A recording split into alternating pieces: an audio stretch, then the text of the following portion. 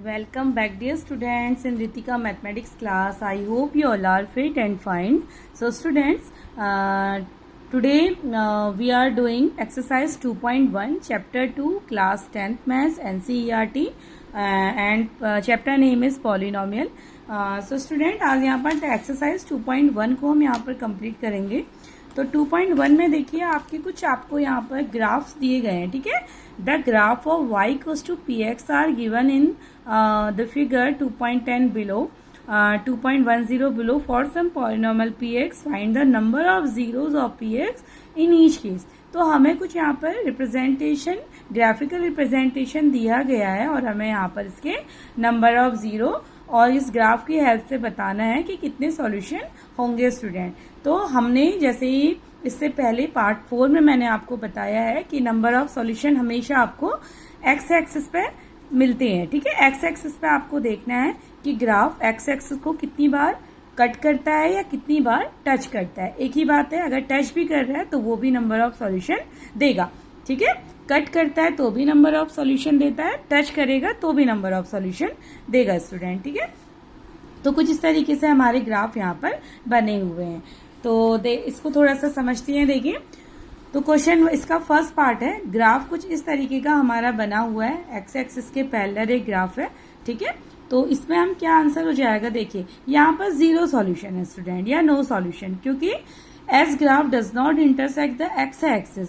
देखिए, ये हमारी एक्स एक्सिस की लाइन है और एक्स एक्सिस को ग्राफ इंटरसेक्ट नहीं कर रहा है स्टूडेंट. ये हमारी क्या है, एक्स एक्सिस की लाइन है और यहाँ पर ग्राफ इंटरसेक्ट नहीं करता. तो डेट मीन्स यानी कि इस ग्राफ का कोई भी सॉल्यूशन नहीं होगा. ठीक है, सो नो जीरो. तो ऐसे इस तरीके के ग्राफ का कोई भी सॉल्यूशन या नो जीरो होगा. नाउ सेकंड पार्ट है.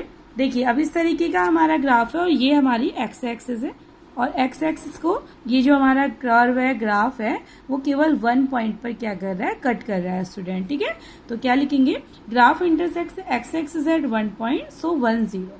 तो यानी कि ये जो इक्वेशन है, जिस इक्वेशन का ये ग्राफ है, यानी कि वो इक्वेशन का केवल वन सॉल्यूशन होगा स्टूडेंट, क्योंकि केवल एक्स एक्सिस को 1 पॉइंट पे क्या कर रहा है, कट कर रहा है. ठीक है, देन उसके बाद आ जाते हैं थर्ड पार्ट. अब थर्ड पार्ट देखिए, कुछ इस तरीके से हमारा ग्राफ बना है और हमारी जो एक्स एक्सिस है वो 3 पॉइंट पे यहाँ पर कट हो रही है. ठीक है, इस ग्राफ के थ्रू एक्स एक्सिस हमारी 3 पॉइंट्स पे कट हो रही है स्टूडेंट. तो ये क्या हो जाएगा हमारा, तो graph touch x axis eight 3 point.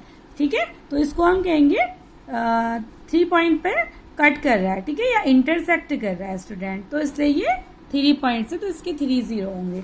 ऐसे यहाँ पर आ जाते हैं. अब यहाँ पर देखिए 2 पॉइंट्स पे आप केवल एक्स एक्सिस पे आपको देखना है. ठीक है, बहुत इजी एक्सरसाइज है, केवल एक्स एक्सिस पे आपको देखना है. तो यहाँ पर 2 पॉइंट्स पे टच किया हुआ है ग्राफ को, तो इसलिए इसके 2 0 हो जाएंगे. ठीक है, नाउ नेक्स्ट कुछ इस तरीके का ग्राफ है.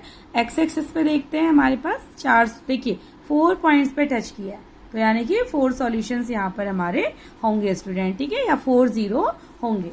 नाउ फिफ्थ पार्ट है, लास्ट पार्ट है. अब देखिए, यहाँ पर एक पॉइंट को तो इंटरसेक्ट कर रहा है, ये हमारी एक्स एक्सिस है. देखिए, एक पॉइंट को तो इंटरसेक्ट कर रहा है, 2 पॉइंट केवल टच कर रहा है. तो टच करना भी हम सॉल्यूशन पे काउंट करेंगे स्टूडेंट. मैंने आपको बताया कि टच करे या इंटरसेक्ट करे, दोनों चीजें एक ही बात है. तो ये 2 पॉइंट पर टच कर रहा है और यहाँ पर इंटरसेक्ट कर रहा है, तो इसका मतलब यहाँ पर इस ग्राफ के 3 सॉल्यूशंस होंगे स्टूडेंट, या 3 0 होंगे. तो बस यही छोटी सी एक्सरसाइज हमारी 2.1 थी. तो चलिए मिलते हैं नेक्स्ट वीडियो में. Till then bye and take care.